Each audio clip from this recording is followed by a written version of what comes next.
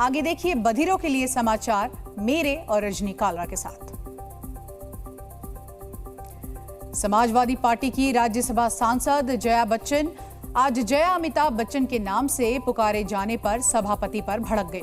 जया बच्चन ने कहा कि उन्हें टोन समझ आता है क्योंकि वो एक्टर रह चुकी हैं। इसके बाद सभापति और जया बच्चन में तीखी बहस हुई। जया बच्चन ने सभापति की टोन पर सवाल उठाए तो सभापति जगदीप धनखड़ भड़क उठे और उन्होंने मर्यादित आचरण की नसीहत दे डाली।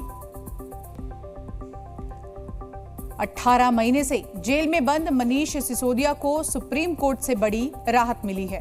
सुप्रीम कोर्ट ने उनकी जमानत को मंजूरी दे दी है। इस दौरान कोर्ट ने हाई कोर्ट और ट्रायल कोर्ट को भी जमकर फटकार लगाई। अदालत ने कहा कि ट्रायल कोर्ट और हाई कोर्ट ने ट्रायल में हो रही देरी के पहलू को ठीक से गौर नहीं किया। इस फैसले के साथ ही आम आदमी पार्टी में जश्न का माहौल है, तो वहीं विपक्ष के कई दलों ने सिसोदिया की बेल का स्वागत किया और बीजेपी का कहना है कि बेल का मतलब बरी होना नहीं होता है। बांग्लादेश में हिंदुओं पर हो रहे अत्याचार को लेकर बागेश्वर धाम के पंडित धीरेन्द्र शास्त्री ने एक बार फिर से हिंदू राष्ट्र की डिमांड कर दी है। बाबा बागेश्वर ने कहा कि अब वक्त आ गया है कि हिंदुओं के लिए राष्ट्र बने। उन्होंने ये भी कहा कि अगर बांग्लादेश जैसे हालात हिंदुस्तान में हो गए तो हिंदू आखिर कहां जाएंगे।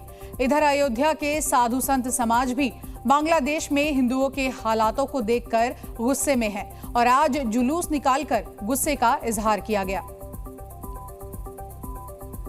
बांग्लादेश के हालातों पर शेख हसीना के बेटे सजीब वाजेद ने बड़ा खुलासा किया। उन्होंने कहा कि बांग्लादेश में आईएसआई ने हालात को भड़काया।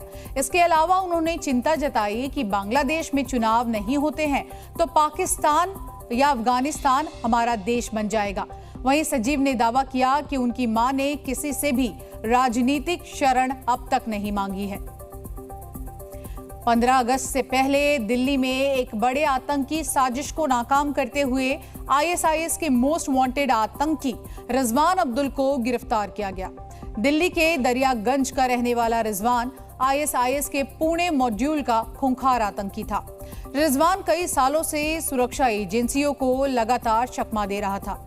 आतंकी रिजवान पर 3 लाख का इनाम भी रखा गया था। पेरिस ओलंपिक में सिल्वर मेडल जीतने वाले नीरज चोपड़ा से पीएम मोदी ने फोन पर बातचीत की और उन्हें बधाई दी। इस दौरान पीएम मोदी ने उनकी चोट के बारे में भी नीरज चोपड़ा से जानकारी ली। पीएम ने फोन पर नीरज चोपड़ा की उपलब्धि और समर्पण की प्रशंसा की। नीरज चोपड़ा को 89.45 मीटर दूर जेवलिन फेंककर सिल्वर मेडल उन्होंने अपने नाम किया और इसके साथ ही भारत के खाते में पहला सिल्वर मेडल भी आ गया है। तो बधिरों के लिए फिलहाल समाचार में इतना ही। जी न्यूज आप देखते रहिए आगे की तमाम बड़ी खबरों के लिए। जी न्यूज।